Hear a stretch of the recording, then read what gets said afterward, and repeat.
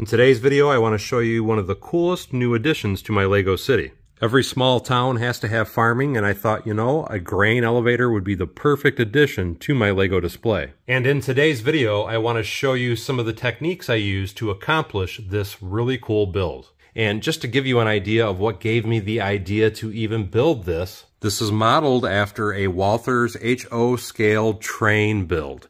And once I saw this thing, I fell in love with it, and I thought, man, I have to build this in my city. And this is my interpretation of what it could look like, made out of Lego. And now let's talk about some of the things I had to do to make this build a possibility. I've done a bunch of different custom size silos, and I even did some custom lettering on the side of the building. The lettering for the building is just some quick, cheap custom stickers that I bought off of Amazon. And the smaller stickers is what I'm using, and they are 1 inch in height, which is why I was able to do the really cool lettering you see on the side of the grain silos. To get the cool texture that you see along the side of the building was very easily done with the 1x2 fluted brick.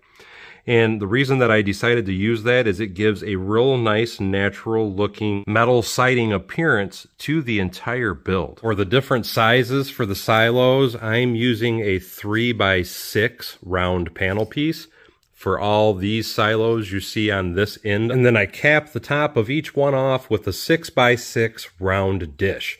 And then I'm using a cone to come up to the small 1-point span. Come off the cone, I use this little round 1x1 modified plate with the little pin in the center of it. And that's a very important thing to note because this is what goes onto that pin. And this is what allows to give me that unique angle. Because we place this on top of that and then mount this piece to it to give us our unique angle.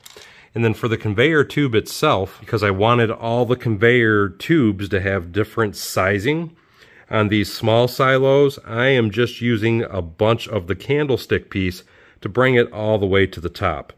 And then on the very end, you have that hole, and I use a bar piece with a clip to clip it to the actual riser for the conveyor system.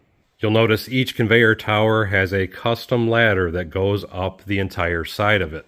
And that I'm using off-brand parts. This is the tubing that I sell on my website. Now I'm using standard official Lego ladder pieces, and then I'm using the little robot arm to attach to it. And then I attach the 2 bars that I put on the entire length on the back side of that to give me that finished looking safety ladder that you see coming up the entire silo. Now this technique can be done using official Lego either bar pieces or tubing, but you would have to use a multitude of different pieces of tubing to do it because Lego does not sell the tubing in this length. With my tubing that I sell on my website, it's ordered to length. So if you ordered 12 feet of it, you get a solid 12-foot strip of that.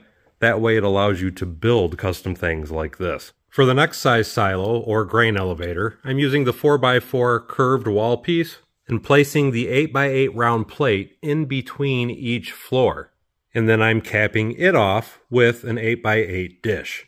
Off the center of that, I use this modified round plate with the stud in the center, or tile. And then I'm using, because I wanted to have all the tubing again at different sizes, I'm using this small Technic piece to make the tubing that comes up, over, and across to the top of the Agway tower. And for mounting, for people that don't know, the size hole on this is that exact size hole.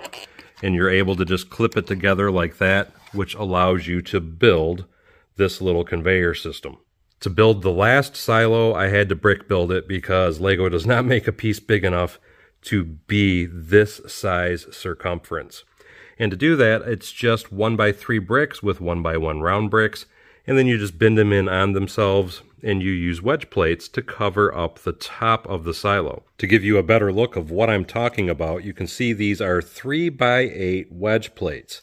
And again, it's just built on using these 1x3 bricks and 1x1 round bricks. And this is a great view of it pulled apart just to show you how it actually works. Again, you just take it and just roll it up on itself to make your circumference of your silo. And then again, I'm using an 8x8 dish.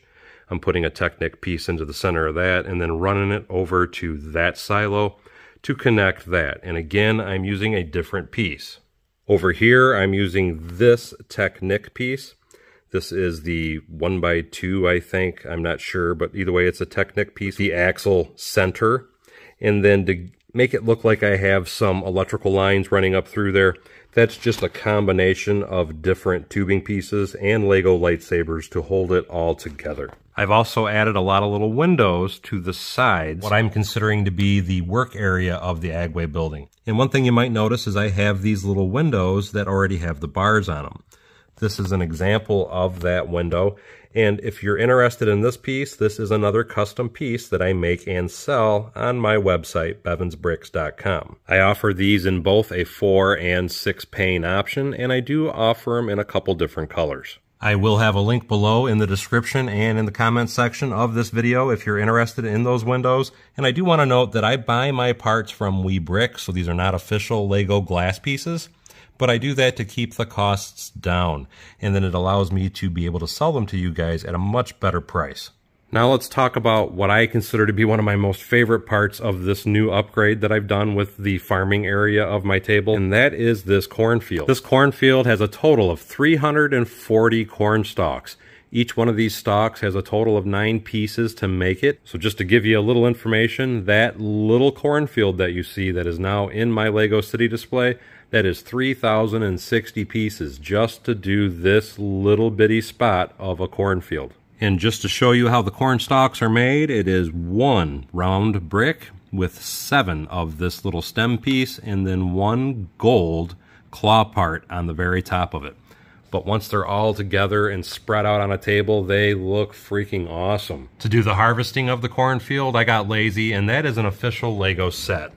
That is this Technic John Deere set, and this is 42168. I did modify this set just a little bit to make it look better, and I did make a video and post it on this channel if you're interested in seeing those modifications. Now I want to take a minute and let's talk about some of the things I had to do for the lighting. I didn't want to get carried away, so I only did a few lights on the exterior and a small amount on the interior as well. In my first go around with lighting this up, I realized, wow, you could see so much of the light through the walls that I had to make some modifications because it just did not look good having all that light shining through the white bricks, which also brings me to a point of something. I'm wondering if Lego is starting to make the bricks a little bit more transparent or thinner.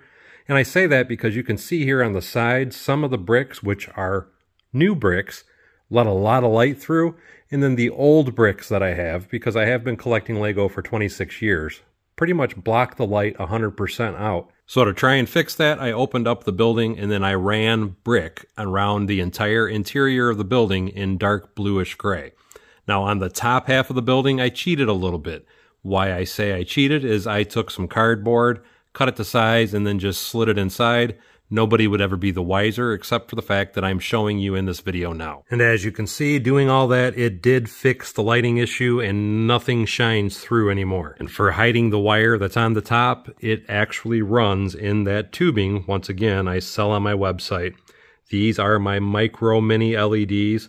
Yes, you can see wire in a few small spots, but otherwise it stays pretty well hidden. Anyway, I hope you guys enjoyed this video and we'll see you next time on Bevins Bricks.